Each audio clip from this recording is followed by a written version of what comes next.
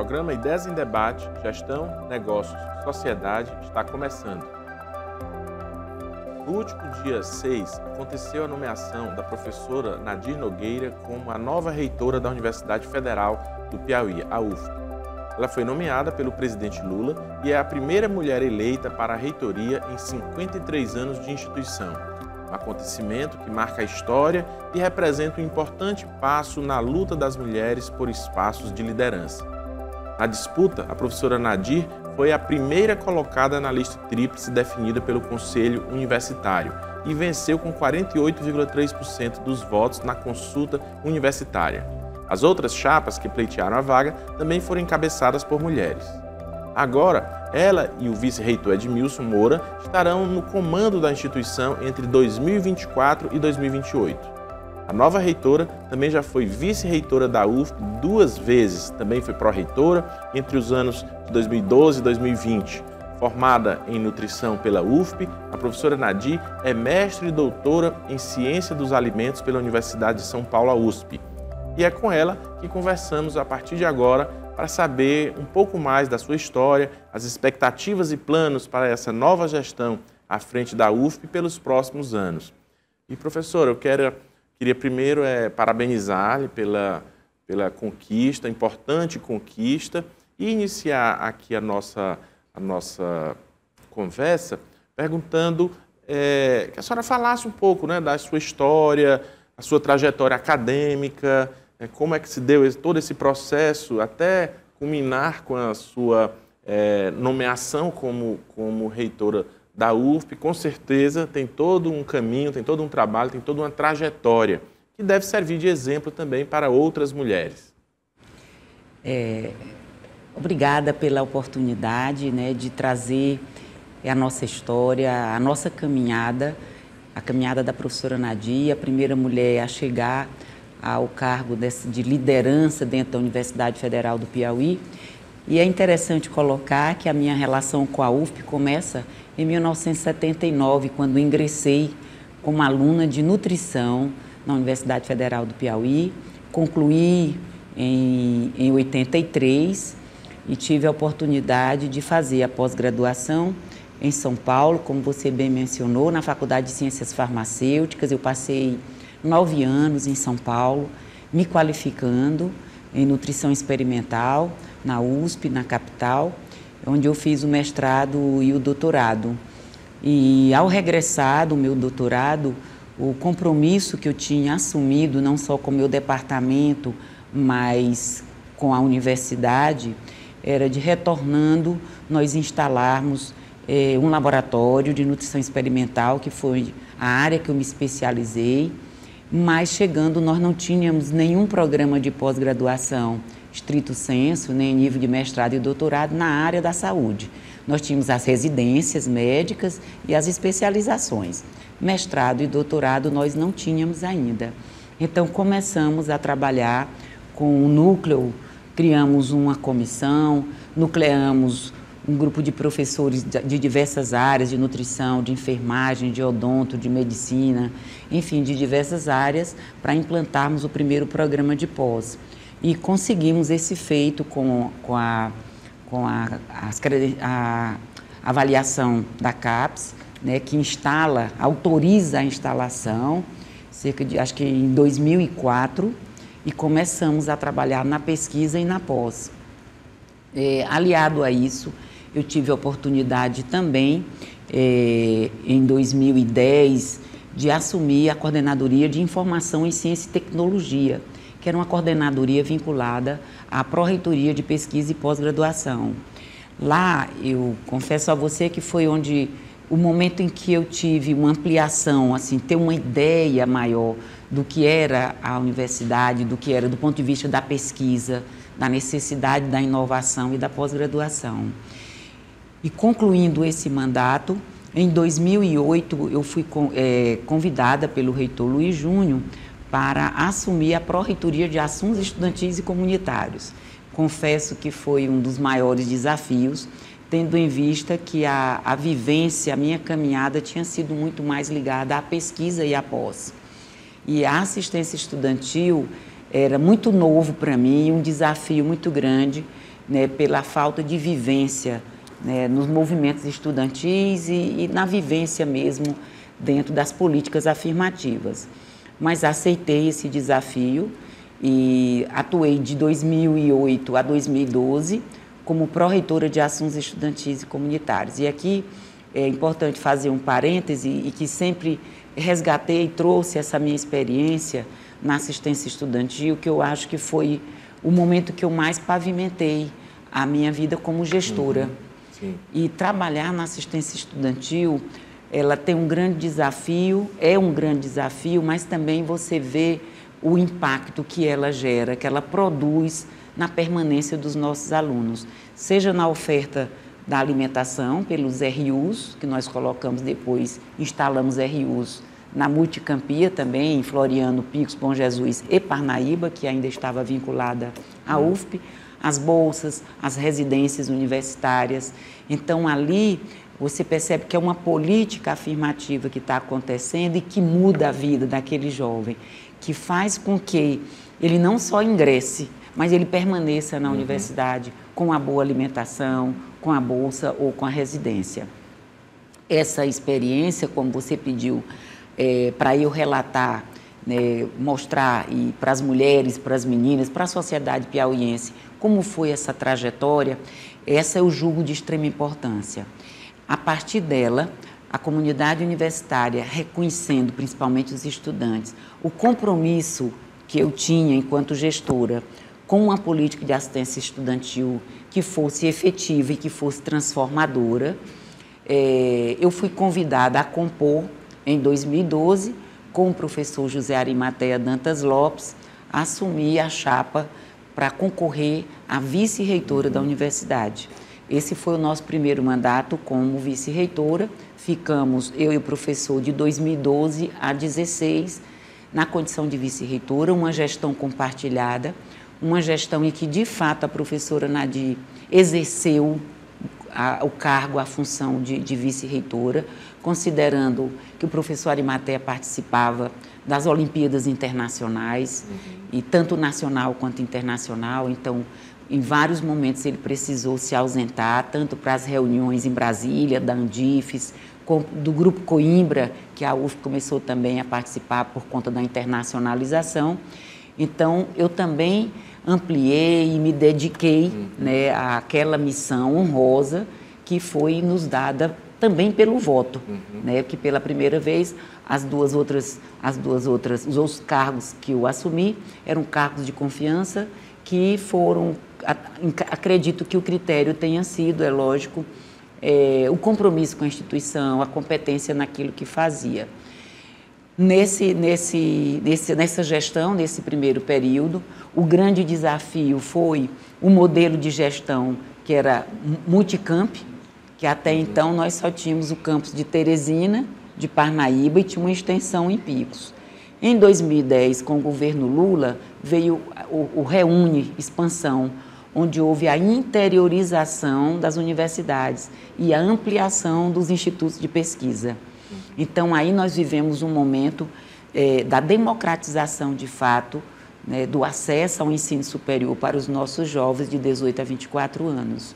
Esse modelo nos impôs, esse modelo de gestão de Multicampia também nos impôs uma mudança no formato da gestão e da governança. Fizemos um trabalho muito bom, reconhecido pela Andifes, reconhecido pelas instituições, né, parceiras, né, da importância, e o próprio governo do Estado, a sociedade piauiense, principalmente a comunidade universitária, reconhecendo esse trabalho, nos reconduziu à condição de vice-reitora em 2016 e ficamos de 2016 a 2020 na condição de vice-reitora da Universidade Federal do Piauí. Eram outros desafios, nós já enfrentávamos aí, Campelo, uma restrição, cortes muito grandes no orçamento das universidades. E fez com que também nós tivéssemos aí uma capacidade de gestão maior, mais inovadora, mais célere e mais efetiva. Em 2020, todos sabem que nós vivemos uma das maiores crises humanitárias no mundo, né? Veio a pandemia. e com ela todos os desafios. A gente sempre diz que o coronavírus veio sem manual, né? Nós tivemos que conhecer o comportamento do vírus, como era que ele agia no nosso corpo, né? E como as instituições estavam para responder àquela demanda tão urgente, tão premente, e que, sem dúvida, os institutos e as universidades seriam os ambientes próprios para dar essa resposta à sociedade. E foi isso que aconteceu. Mas eu tenho aqui também que ressaltar que foi a despeito de um momento também muito difícil, do ponto de vista do governo federal, que tentou, durante os 4 anos, desqualificar as universidades, sucateou as universidades. Nós tínhamos ministros da educação que dizia que as universidades eram locais de balbúrdia, que nós roubávamos talheres nos aeroportos, nos aviões. Então houve um deboche muito grande e houve um momento em que a ciência foi questionada pelo governo, né? O coronavírus, houve uma negação, houve um negacionismo em vários aspectos. O negacionismo não só, né, do impacto que aquele vírus estava provocando na vida das pessoas, literalmente na vida, mas teve um impacto de sucatear. O Ministério da Ciência e Tecnologia foi asfixiado. Então, praticamente os recursos para investimento em pesquisa, eles foram para outros locais. E tivemos, como ministros também da educação, um ministro que entrou num dia e 4 dias saiu porque usou um diploma falso de doutor. Então, isso é só para exemplificar um momento histórico também, do ponto de vista assim, extremamente negativo para as universidades, e o quanto isso impactou e continua impactando na infraestrutura, nos processos, né, dentro da universidade, porque agora, além de nós termos orçamentos reduzidos desde 2015, nós temos uma defasagem aí, né? Você tem estruturas como a Superintendência de Tecnologia da Informação, que é uma superintendência que é transversal. Quando a internet não funciona, quando o sistema não funciona, o aluno da graduação não faz a matrícula, da pós-graduação também não faz, o processo que é eletrônico agora também não anda. E o que nós convivemos este ano e no ano passado foi com um verdadeiro apagão na comunicação. Aliado a isso, nós temos laboratórios de ensino sucateados, nós temos convivendo com a insegurança no campus, né? E não é só no campus de Teresina, essa realidade ela se reproduz em Picos, Floriano, em Bom Jesus, em menor proporção, e aí a gente guarda a relação entre os municípios. A falta de transporte, nós temos uma prefeitura em Teresina que praticamente a mobilidade deixou de existir. E isso impacta na vida do nosso aluno, na mobilidade do nosso aluno. E isso vai diretamente afetar 2 indicadores que são de extrema importância, inclusive do ponto de vista orçamentário, que é a taxa de evasão e retenção. O nosso aluno fica retido, ele pega pouca disciplina, ele não tem condições de pagar um mototáxi para ir todo dia para a universidade, porque o ônibus não passa. Então, isso impacta na retenção e na evasão, porque ele também sai.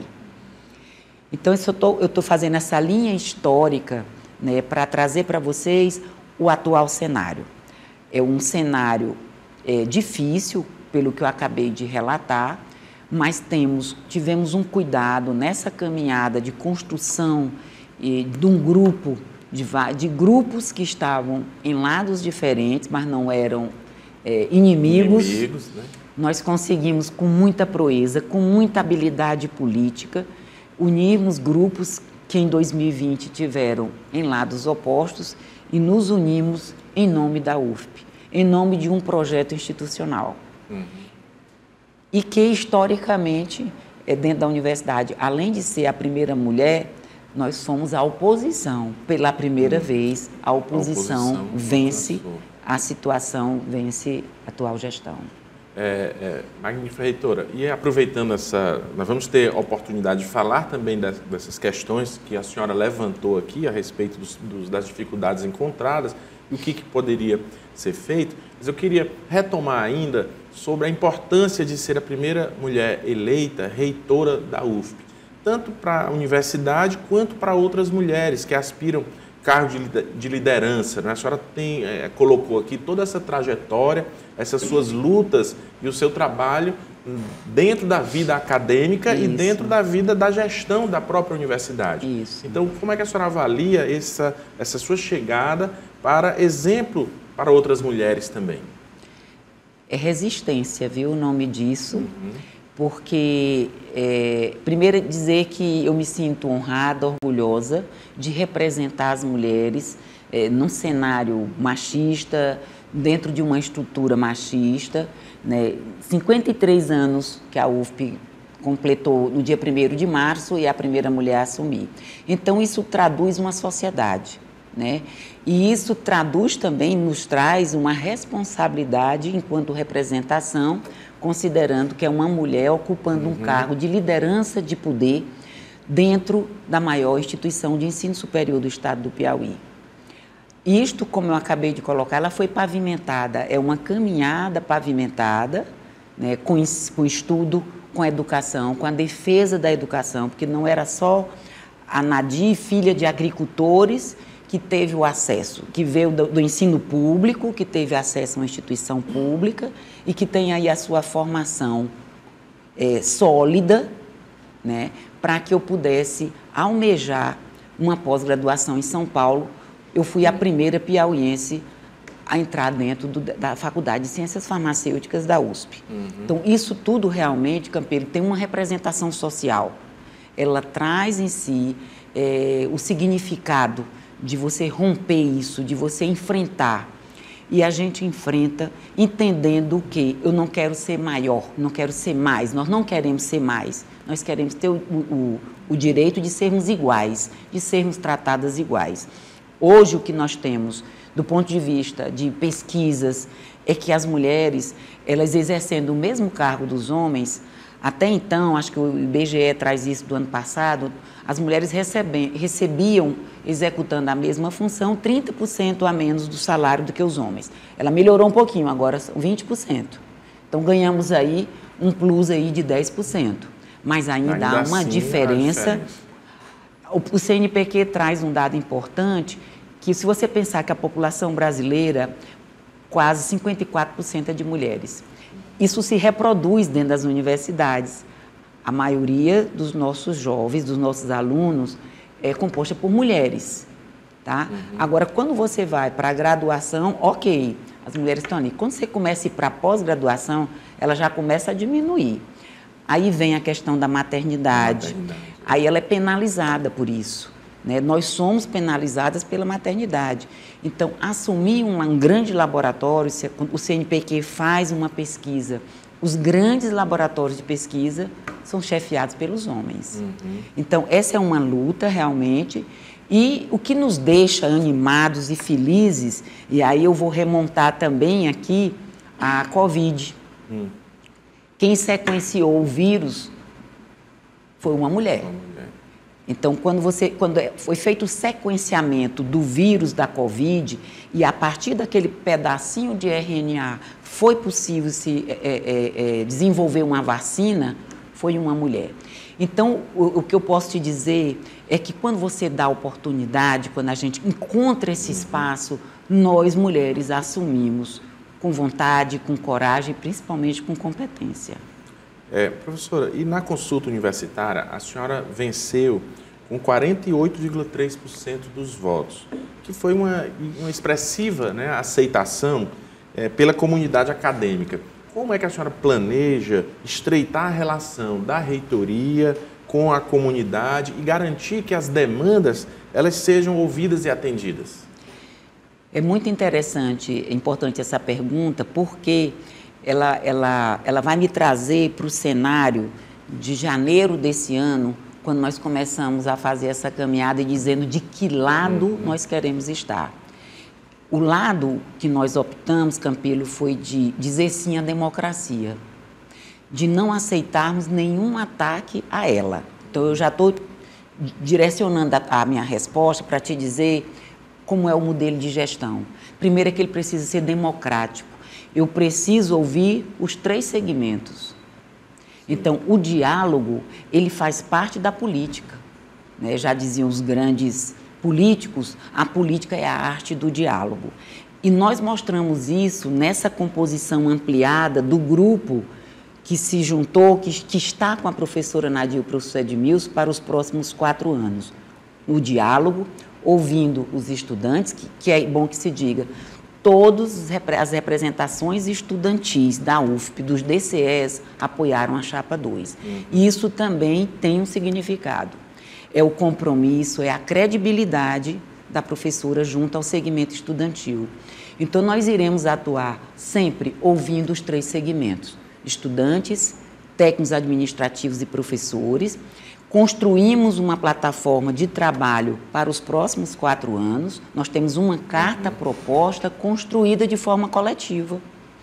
E não vamos poder arredar disso, porque ela já foi construída dessa forma.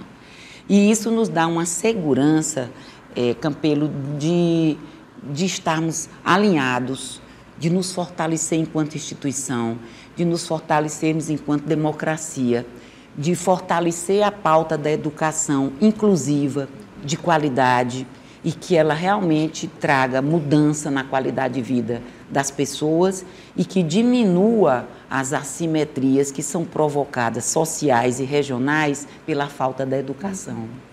E aí essa carta proposta, ela não deixa de ser um projeto já que deverá ser seguido pela gestão. E eu recordo, professora, que é uma questão histórica na UFP, porque eu também venho da UFP, e que os estudantes, eles nunca conseguiam, né, a sua escolha, nunca ela prevalecia. Sim, no final das contas. Isso. E agora tem essa prevalência da escolha dos próprios estudantes, mas isso não deixa de trazer agora para a senhora também, para esse grupo, uma grande responsabilidade, porque partiu agora dos próprios estudantes essa escolha.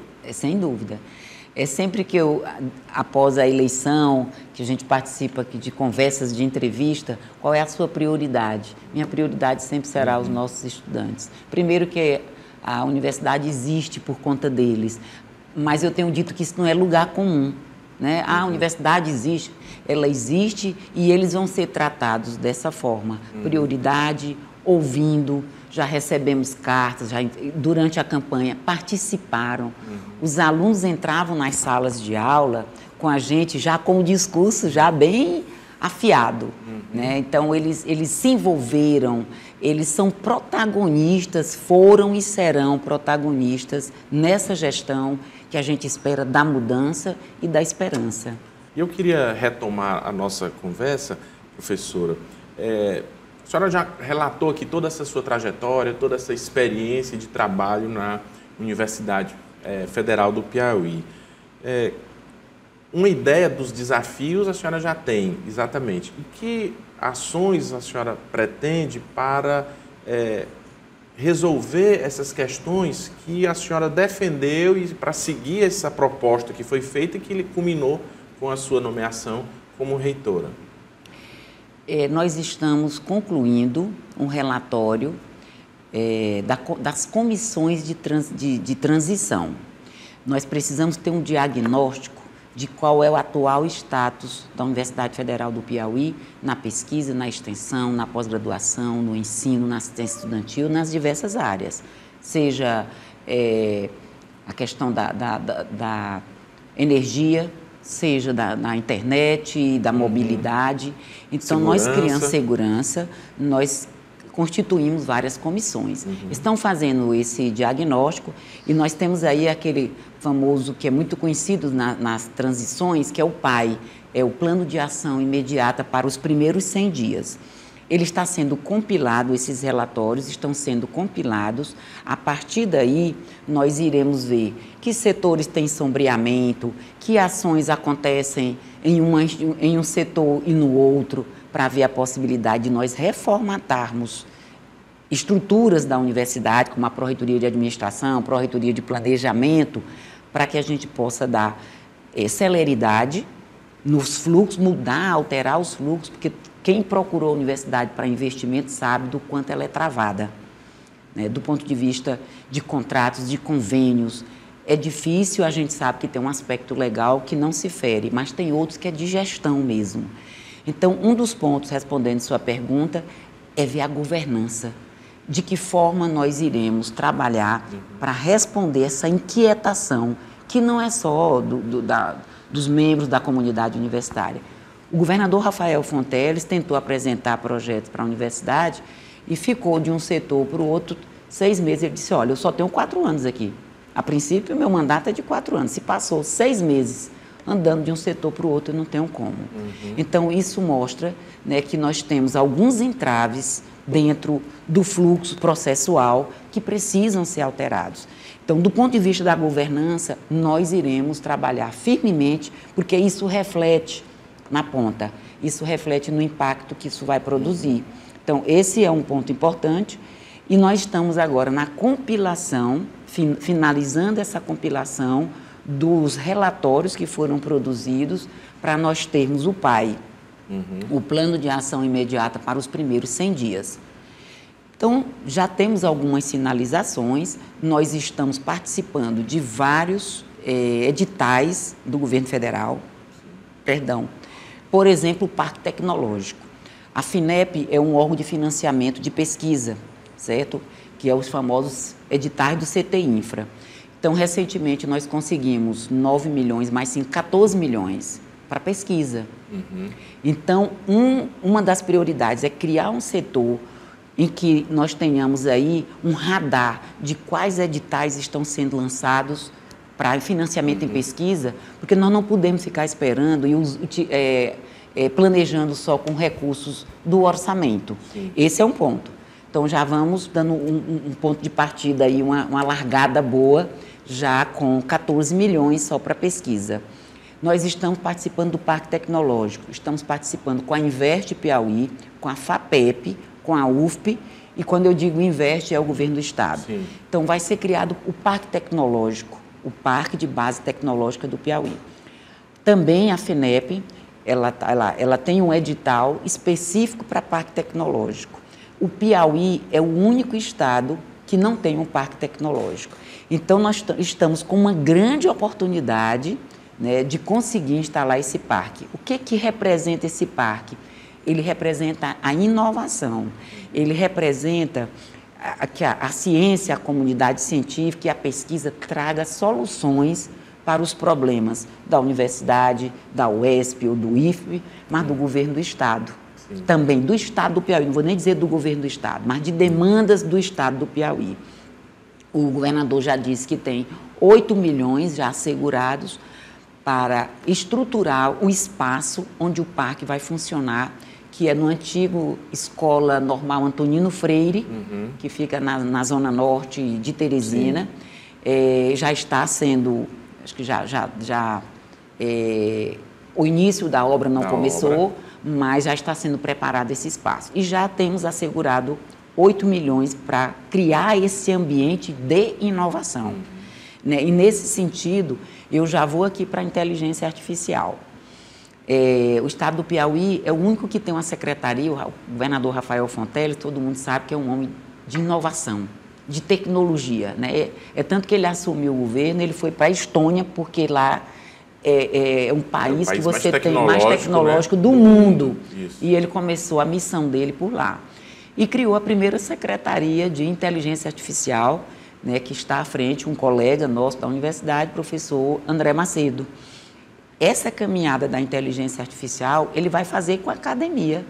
Você não vai ter no Estado, não estou aqui diminuindo, mas é porque isso é típico da academia, onde se trabalha esses algoritmos para se pensar em inovação e celeridade.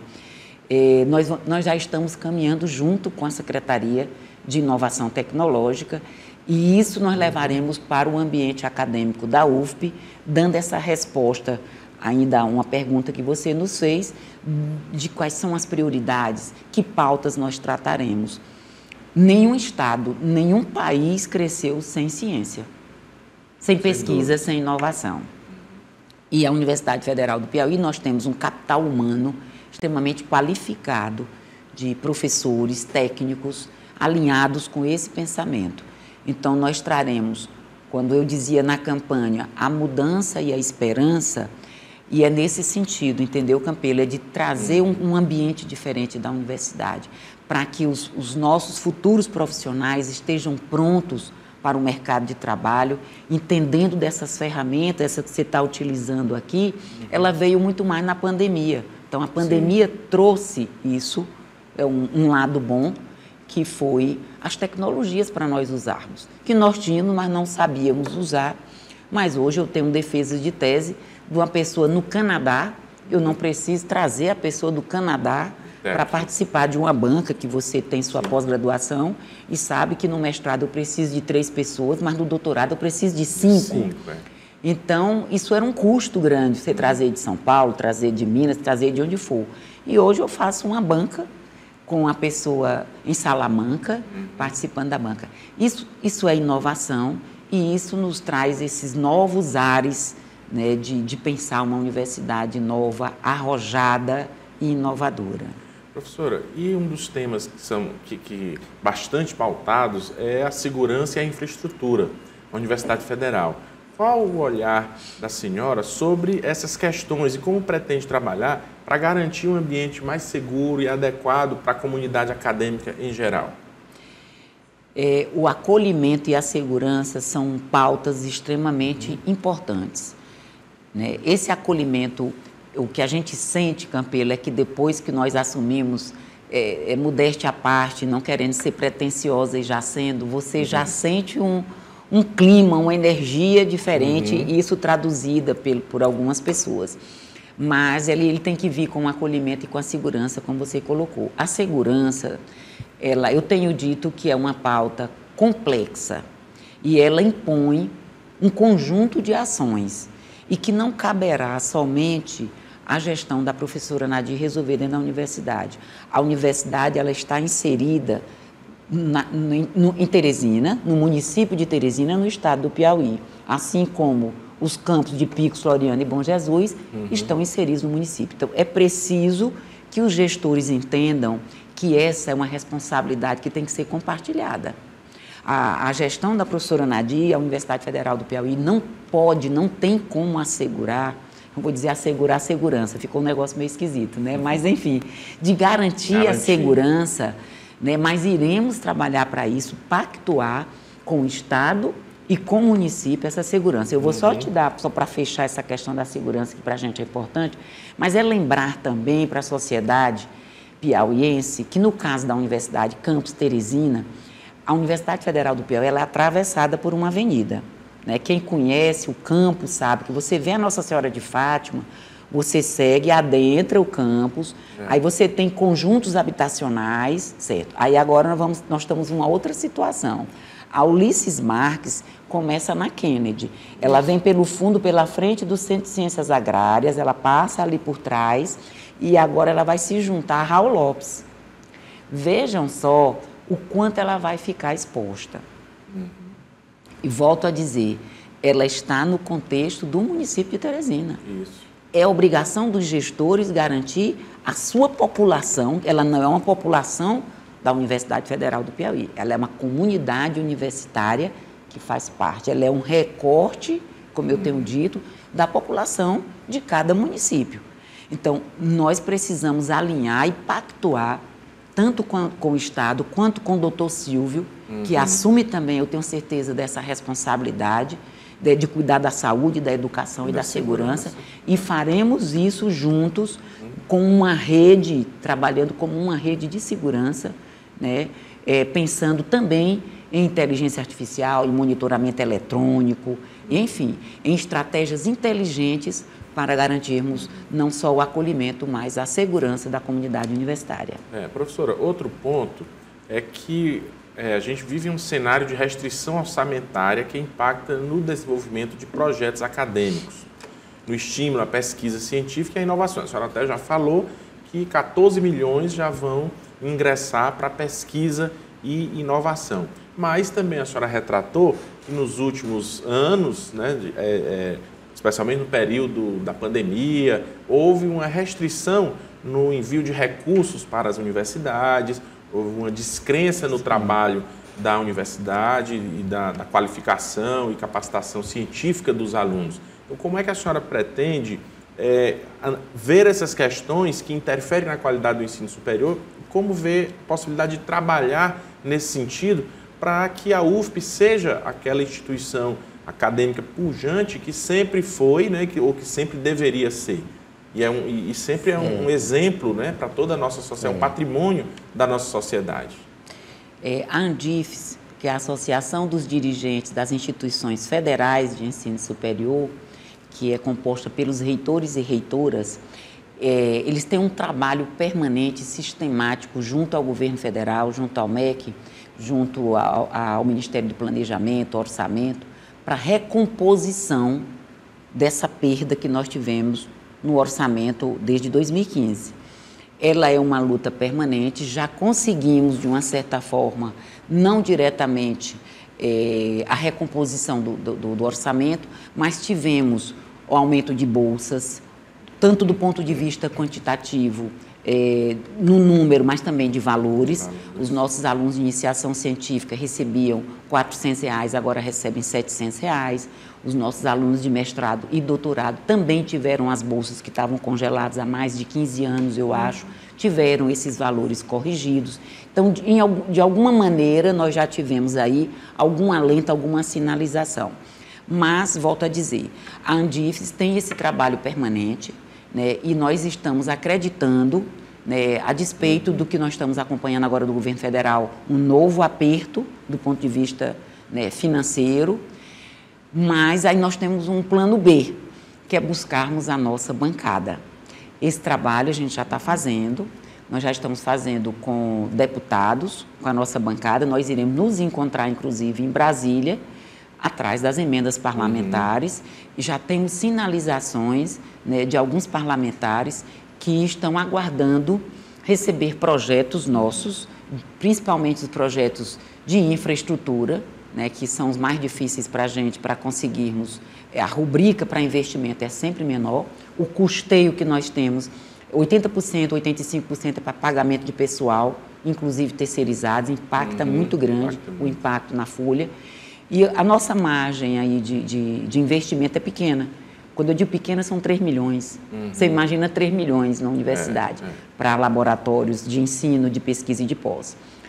Mas a nossa bancada está muito sensível a essa pauta nossa e estamos confiantes, né, de que nós teremos êxito com relação... Nós estamos sendo provocados, na verdade, que poderia ser o contrário, a professora Nadir querendo, mas a bancada está procurando a gente para saber o que é que a universidade precisa, o que é que ela tem de projetos que os nossos parlamentares possam nos ajudar.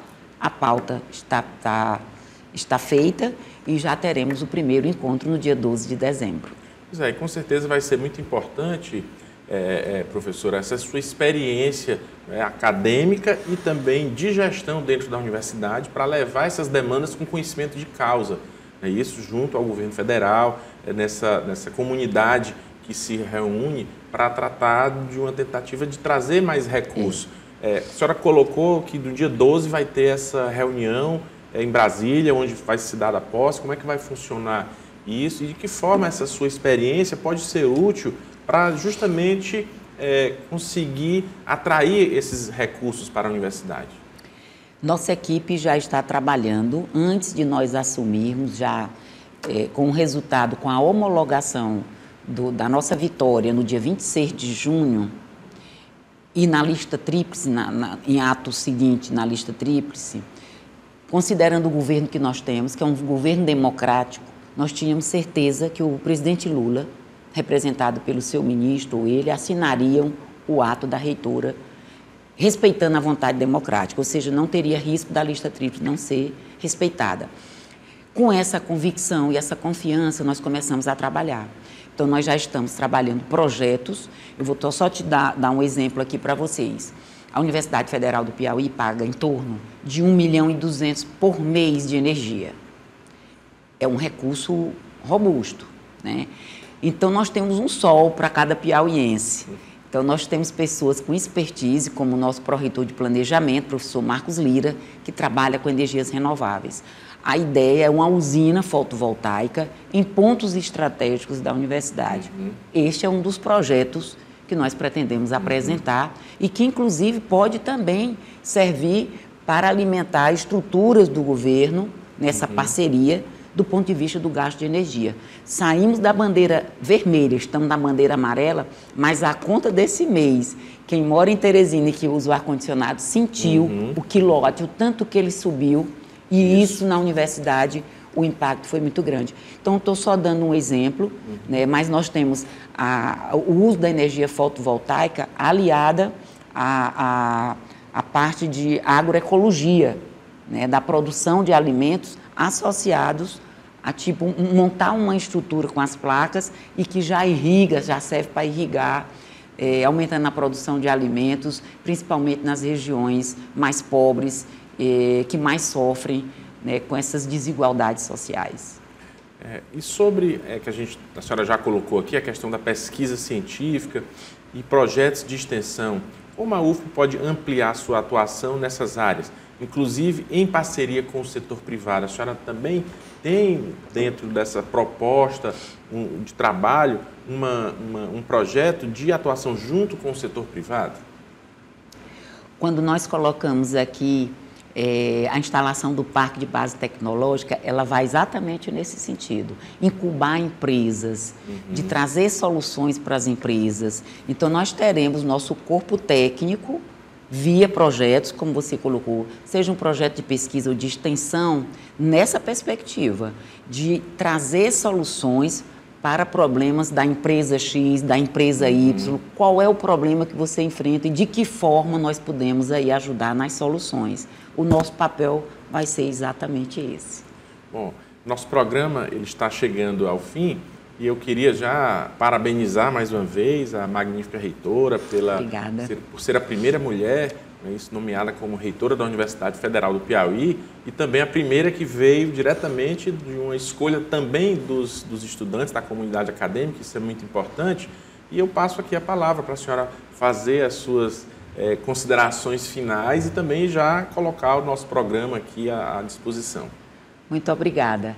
É sempre bom ter essa oportunidade de demonstrar a nossa gratidão e o nosso compromisso, eu volto a dizer, com a democracia, porque não queremos mais viver aqueles momentos. Com o ensino, com a educação de qualidade, uma educação que transforma, uma educação que inclui. Precisamos trabalhar com a inclusão, com as diferenças. Então, a nossa gestão tem esse compromisso. A gente agradece a todos que acreditaram no plano de trabalho, no plano de gestão que nós apresentamos à comunidade universitária, que disse sim. Esse sim impõe, com certeza, aí uma grande responsabilidade, mas estamos prontos para assumir, porque ele foi construído de forma coletiva. Então, esperamos que esses 4 anos sejam 4 anos virtuosos, de êxito, de trabalho profícuo, de respeito, do diálogo, e que a comunidade universitária se sinta novamente acolhida pela administração superior, pela atual gestão, e que a partir daí cada um se motive, né? Porque o que a gente observa é um clima muito de desmotivação, que se motive, que se envolva na pesquisa, na extensão, na pós-graduação, na assistência estudantil. E é dessa forma que a gente constrói uma universidade pujante, como você bem colocou, uma universidade que é uma referência, não só no estado do Piauí, mas é uma referência no âmbito nacional, e que a sociedade piauiense reconhece como um patrimônio dela. E é dessa forma que nós iremos tratar a nossa UFP, como um patrimônio. A gente agradece a todos e vamos aí para os nossos 4 anos, a largada foi dada.